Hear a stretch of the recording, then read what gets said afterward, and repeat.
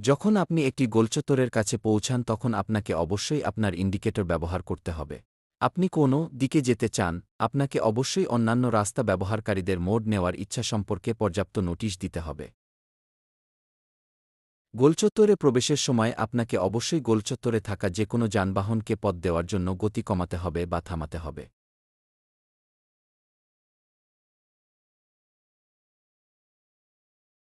যদি বাম দিকে যেতে চান তাহলে আপনাকে অবশ্যই বাম দিকের দিকে লেনে থেকে বামের ইন্ডিকেটর জ্বালানো অবস্থায় রাউন্ডেবাউট অতিক্রম করতে হবে। তবে এক্ষেত্রে লক্ষ্য রাখতে হবে ডানে থেকে আসা গাড়ি যা রাউন্ডেবাউটে ভিতরে আছে বা আগে প্রবেশ করে আছে তারা অগ্রাধিকার পাবে, তাই আপনি থামবেন। তারা যাওয়ার পর যাবেন। Turning right.